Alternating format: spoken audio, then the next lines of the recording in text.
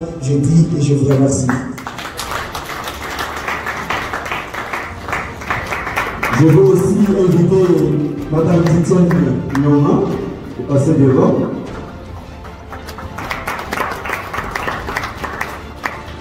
Je veux aussi inviter M. le Président Thierry de passer devant. Je suis urgente.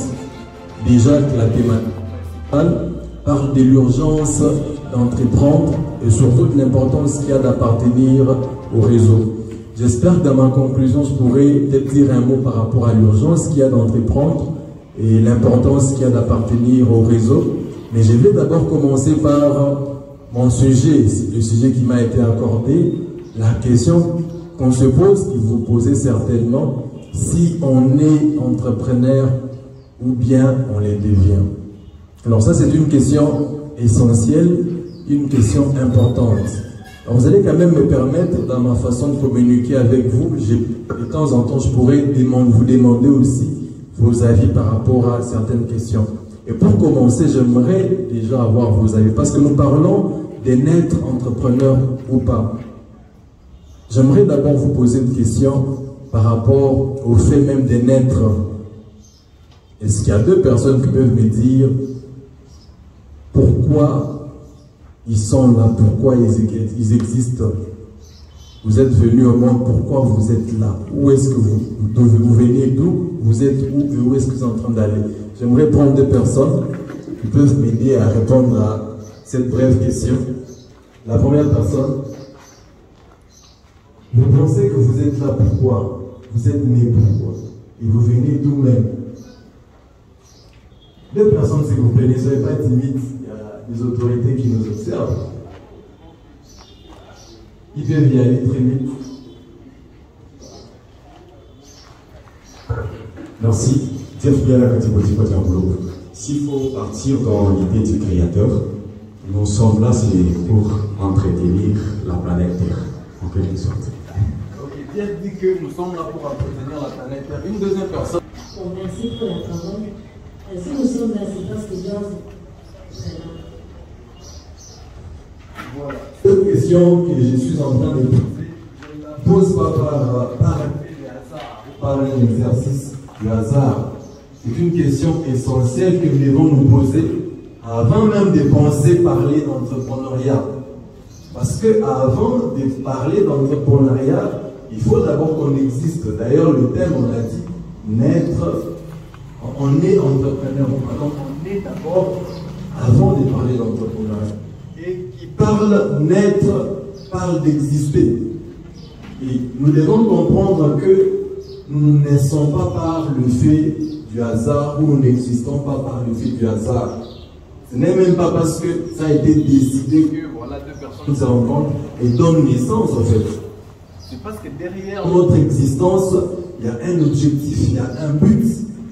Aujourd'hui, nous sommes dans la salle de réunion de la mairie de Mbujimaï. Cette salle a existé au fait. La personne qui s'est décidée de faire ce que la salle existe l'a fait pour un but. Elle a remarqué un jour que voilà, on avait l'obligation de se réunir pour échanger autour des questions qui nous concernent, mais ça ne nous permettait pas d'échanger dans nos petits bureaux. Il fallait qu'il y ait un cadre aussi large qui nous permet de nous réunir tous et puis échanger.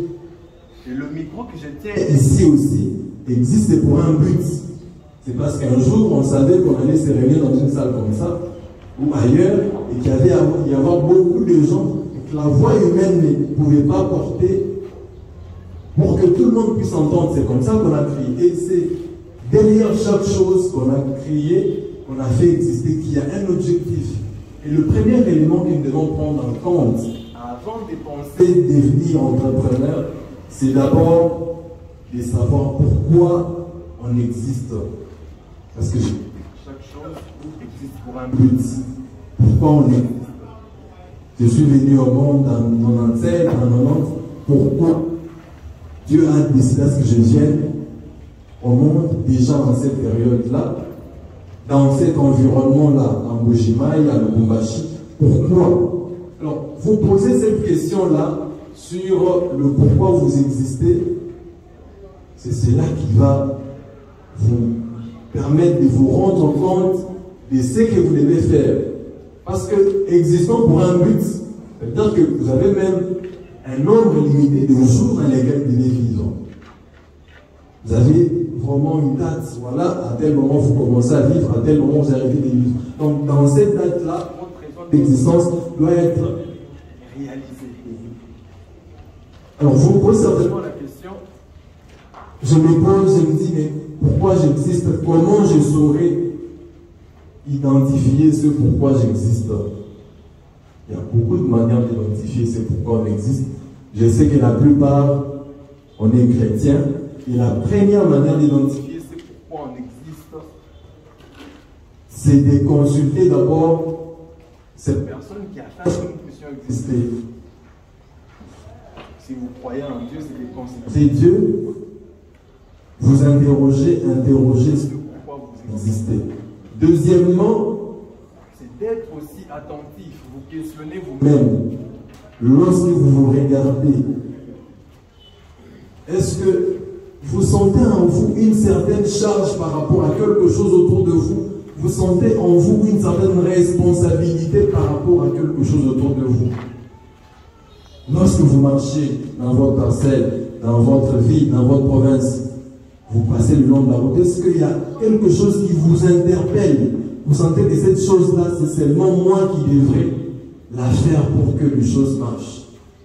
Là, vous commencez à identifier petit à petit pourquoi vous existez.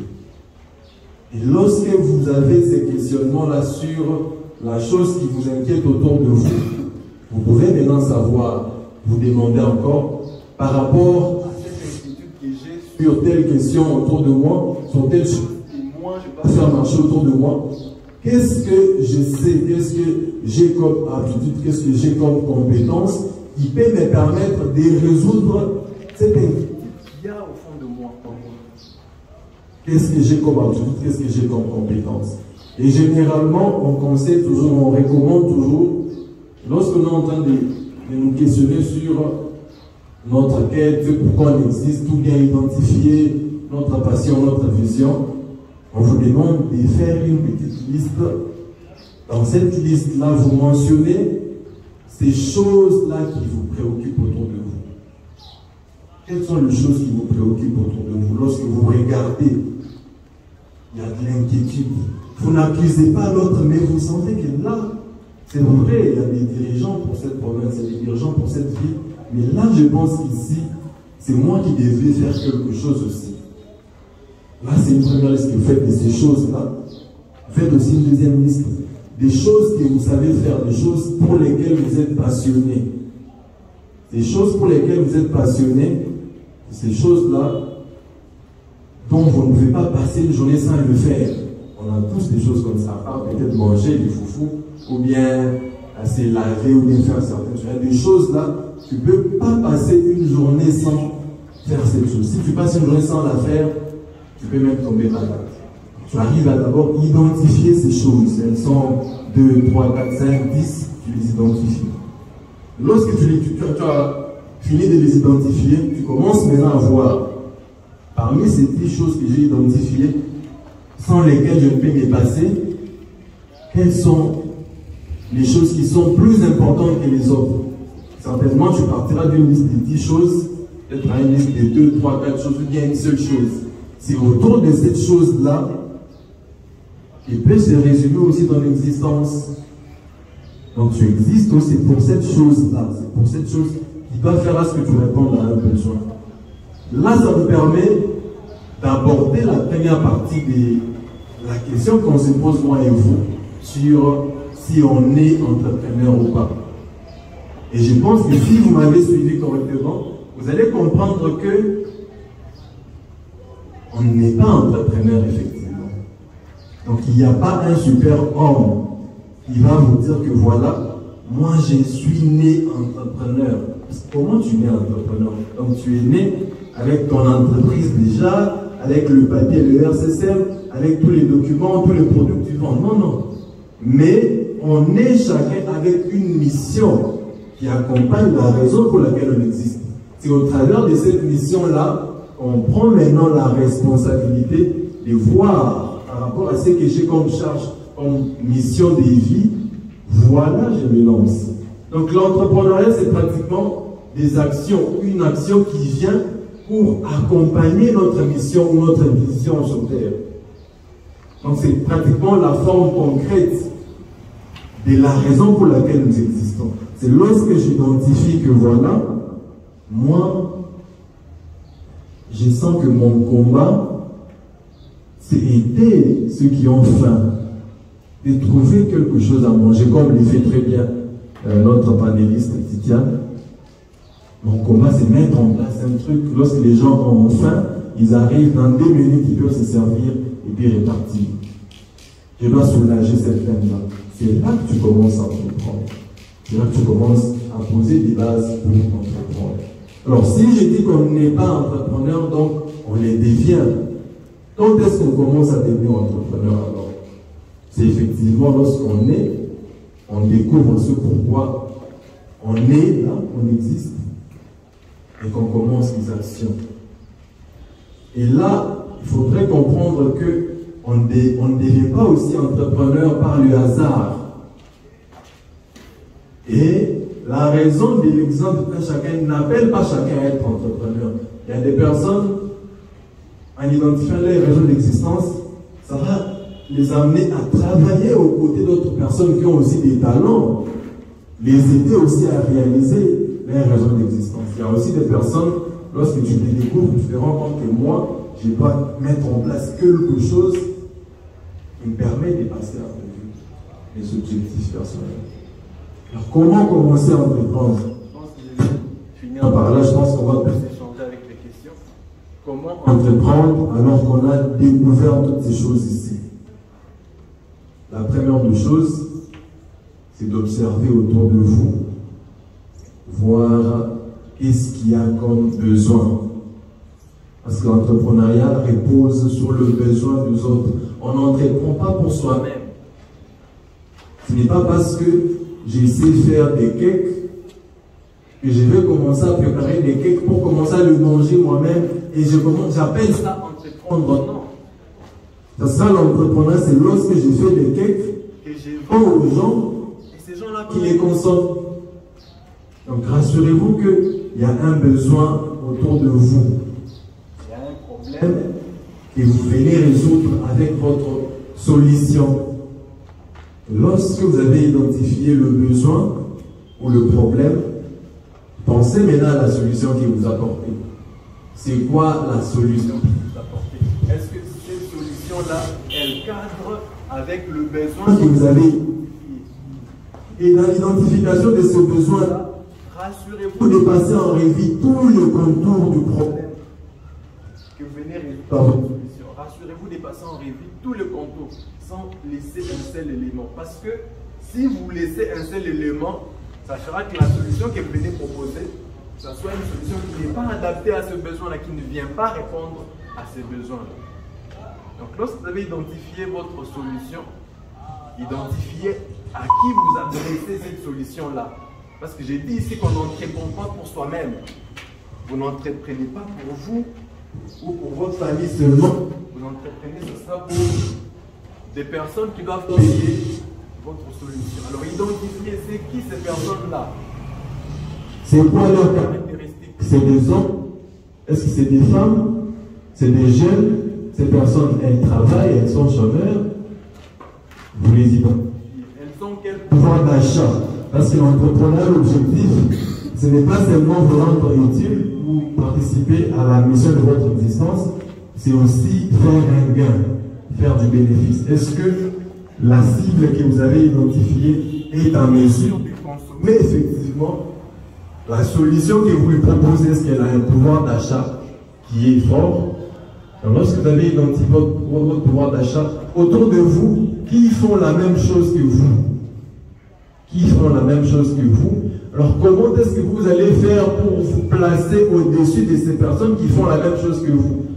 Parce que certainement vous arrivez sur un marché où il y a déjà des personnes qui proposent la même solution que vous. Si pas la même solution, mais d'autres solutions qui viennent répondre au même problème que vous voulez attaquer, d'autres solutions alternatives. Alors qu'est-ce que vous faites? qu'est-ce que vous apportez comme valeur ajoutée pour être différent de ce que font les autres? Et comment est-ce que vous faites aussi pour vous maintenir face à cette concurrence et vous maintenir dans les temps? Parce que on commence pas à entreprendre pour arrêter après. Parce que même si vous vous attaquez à un problème, à un besoin, le besoin, il crée d'autres besoins. Donc vous n'allez pas nous dire que voilà, j'ai commencé à entreprendre dans mon domaine, à un moment donné, le problème est complètement résolu, il n'y a plus de besoin. Non. Peut-être ce que vous avez apporté là a créé d'autres problèmes. Aujourd'hui, nous parlons des changements climatiques. Ces changements climatiques ont été amenés par le fait de l'action de l'homme sur la nature. Donc l'homme est venu, il a découvert sa mission, il a commencé à créer des industries, des usines, pour apporter des solutions aux problèmes des hommes. Apporter des solutions à un besoin qu'il y avait. Maintenant, vous vous rendez compte qu'en abordant la solution, il y a d'autres problèmes qu'il a créés. Donc cet homme-là ne dira pas que j'ai fini d'entreprendre, parce qu'il a créé d'autres problèmes qu'il devra résoudre à la fin.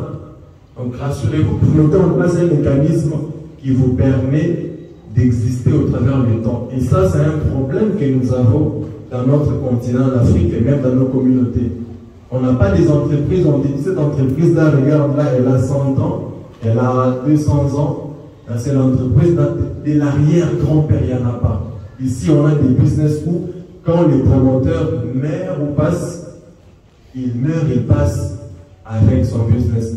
Et on assimile ça souvent, on dit, bientôt des histoires comme ça. Pourtant, c'est pas toujours ça.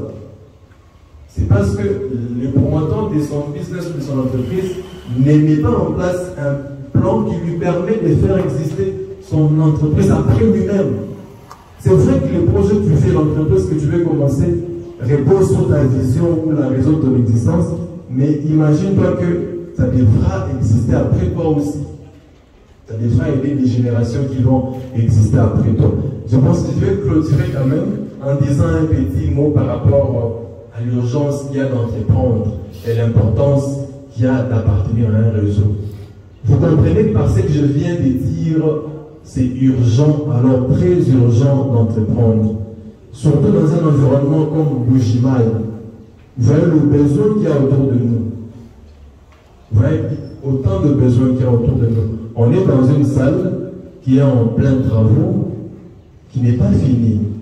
Alors cette salle a besoin d'une main-d'œuvre de gens qui vont venir dire par exemple, voilà, monsieur le maire adjoint, j'ai vu la salle, et par rapport à ce que je sais faire, voilà, j'aimerais me proposer pour mettre le pavement dans cette salle-là. J'aimerais me proposer pour finir avec le plafond, mettre l'électricité, l'éclairage et tout. Donc les besoins sont énormes autour de nous. Et les besoins sont nombreux, qu'il y a de problèmes autour de nous. Chaque problème qu'il y a autour de nous constitue un besoin qui peut faire vivre une action entrepreneuriale. Et c'est important d'appartenir au réseau. Parce qu'on est dans un environnement où on n'est pas seul à entreprendre, où le problème qu'on attaque n'est pas le seul qui existe. On est dans un environnement où il y a beaucoup de problèmes. Alors pour coordonner nos efforts, il faudrait qu'on soit dans un réseau qui nous permet d'échanger sur nos défis, sur nos succès, sur nos réalités, mais aussi d'échanger nos opportunités. Je pense qu'il est temps de montrer d'aller vraiment en profondeur avec ces sujets. On pourra partager dans les discussions. Merci beaucoup.